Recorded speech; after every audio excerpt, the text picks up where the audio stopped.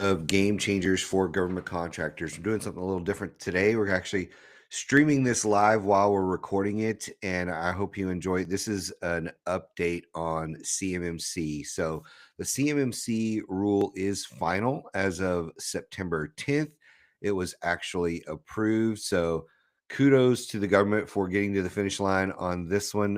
We'll see how much everything sticks, but I'm really interested in what's going on with this rule this time. So, DoD has published the final DFARS rule, which makes CMMC a contractual requirement. It's probably one of the most significant changes to hit DoD in a really long time. It's pretty cool. So, look, the big changes is effective November 10th. That's when the date when CMMC clauses can officially appear in contracts and solicitations. There's a 3-year ramp up. So the DoD will phase in CMMC requirements through November 10th, 2028. And when all applicable contracts will carry CMMC, there's 3 levels of certification. Level 1 is for contractors handling only federal contract information, or FCI, and that is an annual self-assessment. I think there's 17 controls on that one. Level 2 for contractors handling controlled unclassified information, or CUI. It can be either a self-assessment or a third-party assessment, depending on the program and the sensitivity of the CUI, which to me, this is one of the biggest changes about level 2 that I thought might get nixed. It's been a possibility for a while, but now that the rule is dropped and it's a thing, the ability to do a self-assessment is a really big deal. I think there's 110 controls on level 2. And then level 3 is for much higher risk programs. There's a smaller number of contractors that will need level 3. It requires a government-led assessment plus additional controls. So that's going to be a little bit more difficult for folks. And so the real hiccup for a lot of people has been level 2. Level 2, I have heard cost ranges anywhere from $50,000 to $60,000 for the initial level 2, as well as anywhere from $3,000 to $5,000 a month for maintenance of level 2. So we don't really know for certain what that's going to look like. I hope that's not what the costs are, but it is a reality that could be what the costs look like on level 2. And the big thing being that there can be a self-assessment in some situations. We're going to get down to what those situations are here in just a little bit, but I want to talk a little bit more about CMMC before we get to that. So there is a grace period. Contractors can sometimes win contracts with a conditional status while closing gaps. They will have 180 days to meet full compliance. So that is something. The flowdowns matter. Primes must verify subcontractors' compliance and flow down with the right clauses. And then there's COTS exemptions. So commercial off-the-shelf solutions have exemptions here. So contracts for COTS only items still remain exempt. So let's talk about who qualifies for a level 2 self-assessment. This to me, again, is a game changer for many companies. Instead of paying tens of thousands of dollars for a third-party C3PAO assessment, certain contractors will be able to perform a self-assessment at level 2. Examples include contractors handling low-risk CUI, where the government has determined a self-assessment is sufficient.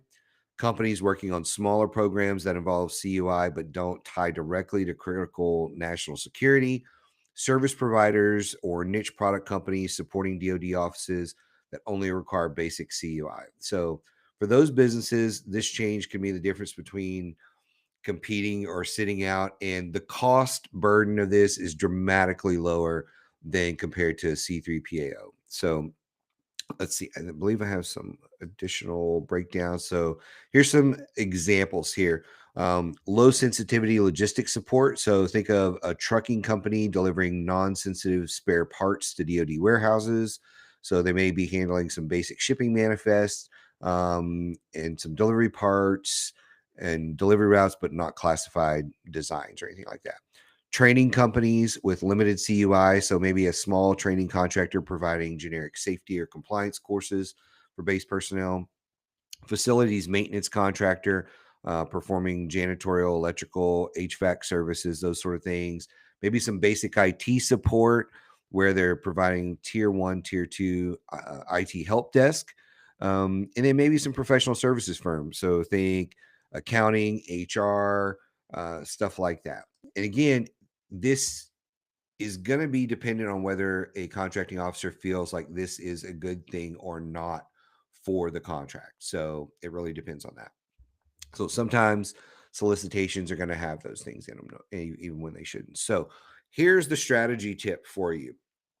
If you are doing any kind of ghosting, which we define ghosting as being able to bake in requirements pre-solicitation or once a solicitation hits the street during the Q&A period. Ghosting is where you are recommending things to the government or recommending they take things out of their requirements. And so every company should add CMMC to their ghosting list.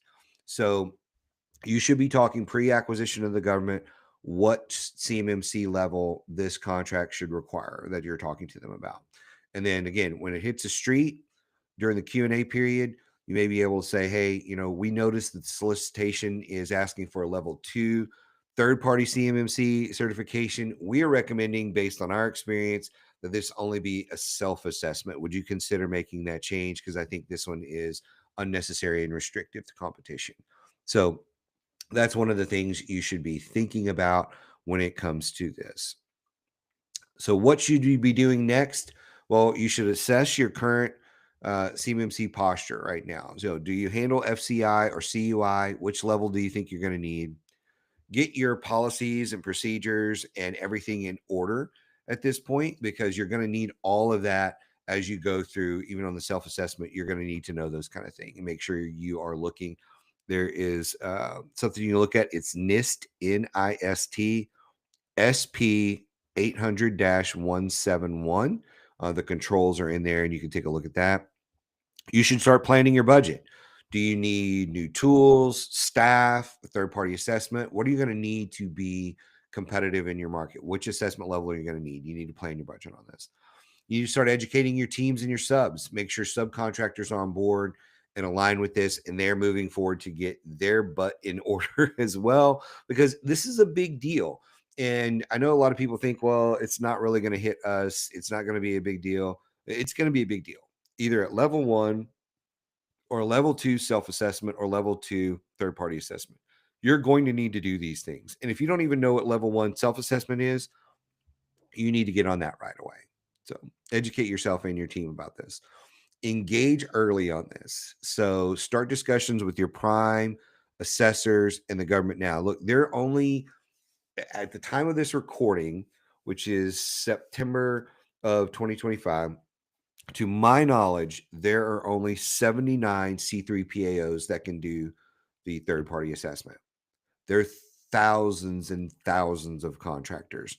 Once the mad rush happens on this, you're not necessarily going to be able to call some up and say, hey, can we get on the list and start getting this done and get it done in a couple months. When you're talking 100 plus areas of the business and controls that need to be put in place, you are talking months of work right there. Some of it can be done fast, but if you don't have the right tools or processes, procedures, it's going to take time to write all that. And think of how slow some things move in the government. So, in a perfect situation, let's say it takes 3 to 5 months to get your certification. It could be faster, probably 2 months, but give and take. When you look at the give and take of, you're not just doing this full time, you're also working in your business and trying to run a company. When you're doing all of those things and trying to get this assessment, you're likely the bottleneck for the third party assessor, not the third party assessor. Now add a bottleneck of the third party assessor, and something that should take 2 or 3 months might take 6 or 9 months. Or you may be on a wait list where it's going to be 6 months before you can even get started. So you need to engage this early and start moving on it. That is probably my biggest point of this whole thing, is engage early on this. So I'd love to hear what you think about this. Will level 2 self-assessment option be helpful to small and mid-sized companies? Will it help them stay in the game? Will it still be just difficult and you not be able to get anywhere with this? Will the third-party assessment eventually become what actually has to happen at level 2? Will that be the thing that actually kills small business and pushes them out of the market because it's just too expensive? I'd love to hear your thoughts on all of this. Thank you for watching today. I hope this was helpful. If you have any questions for me, as always, reach out to us either on LinkedIn or by email.